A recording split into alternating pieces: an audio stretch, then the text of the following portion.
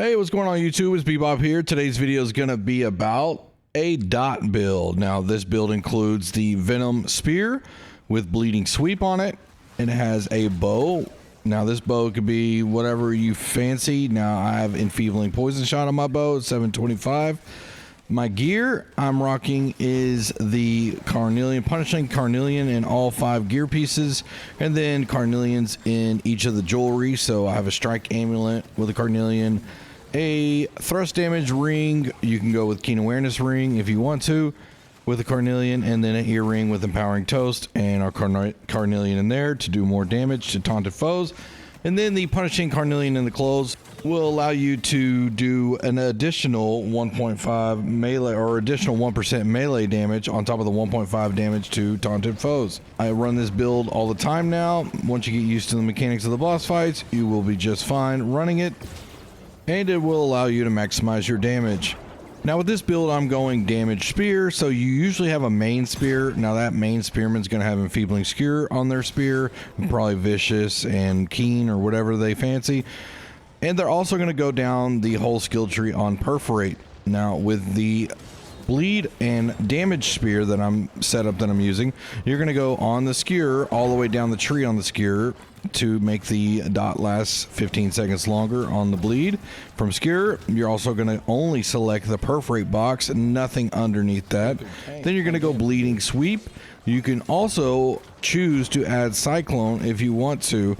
Now the Cyclone would be when you get to the bosses. Maybe you don't want to do the sweep, you just want to do Cyclone, or you want to get rid of Perforate and go with the Cyclone and sweep combo, whatever you fancy. It's up to you. Now, some gear pieces that will help you stay alive in this would be Leeching Cyclone if you choose to go with Cyclone throughout this. It will also be beneficial for you to have Fortify Perforate on your clothing if you're going to run this gear set often, because that's going to allow you to get, I believe it's like 11% additional Fortify, and you just keep reapplying that when you perforate, and that's going to help you stay alive. And then if you don't have a Bleeding Sweep spear, you can always put a Bleeding Sweep on your clothes, but really if you're going to be the offhand damage spear, you need to have that on your spear because there's a lot more damage on the spear. Going with Venom is great because you do a nature dot on the heavy attack. Well, when you do the sweep and then the strike down, that is a heavy attack, so you will apply a nature dot also. Not only that strike down, since it is a heavy attack, the Trenchant Strikes and Trenchant Crits will come into play with the spear on that, and you're going to get a great damage, Bleeding Sweep hit, and you're also going to get a really good Bleeding Sweep dot. Now, this is what's really good about this build, is also having the bow offhand, because a bow is just a dot machine. You can go ahead and hit the enemies with the Enfeebling Poison Shot, which will weaken them by 27% for 8 seconds, I believe. You can also hit the Rain of Arrows. You can do the Explosive Shot also if you wanted to. I had on Rapid Shot because I don't want to spend too much time on the bow. I just get on there, do the Poison Shot, do the Rain of Arrows, and then I'm immediately back on the spear.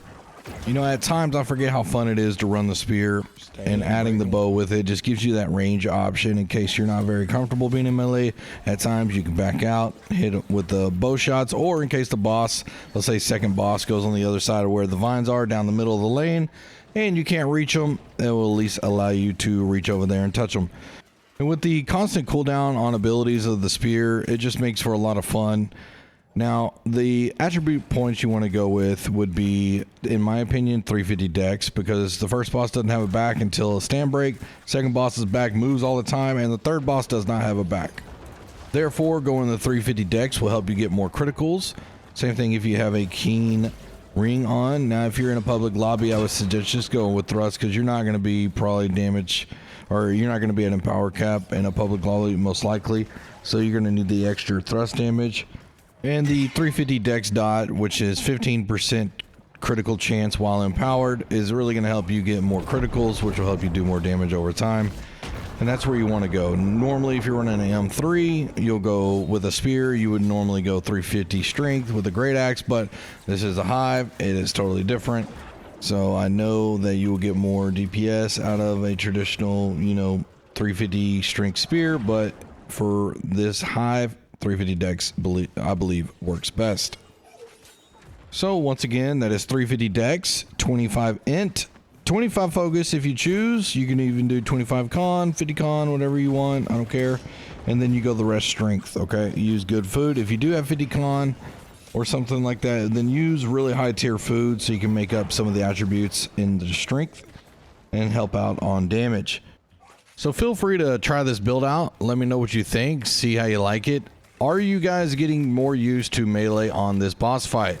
Pay attention to where the tank is right now. Any tanks that are out there, do not tank him on the wall. I will come through this monitor and you're going to be grounded, young man, okay?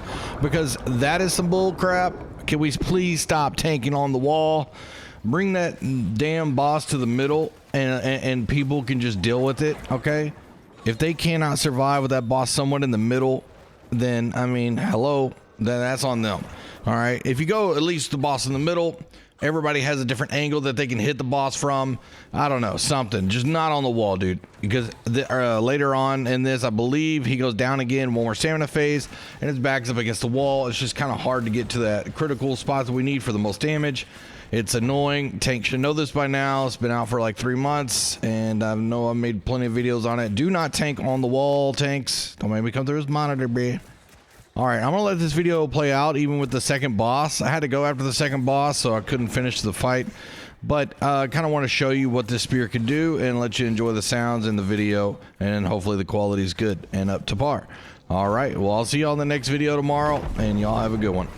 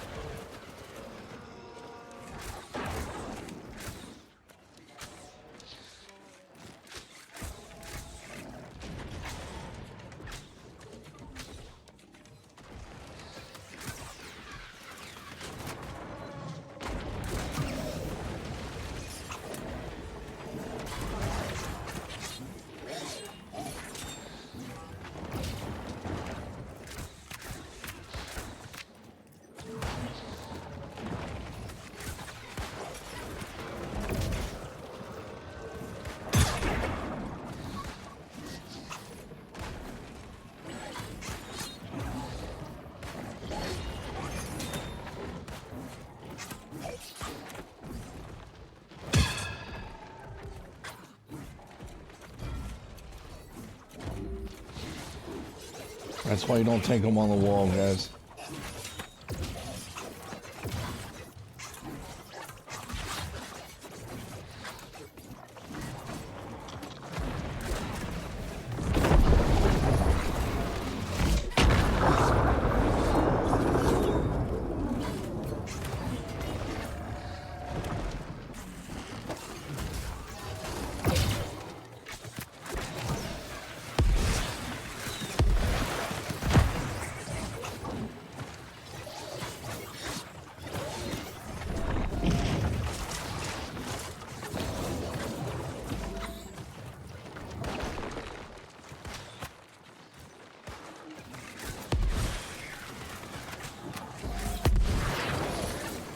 Where are you going?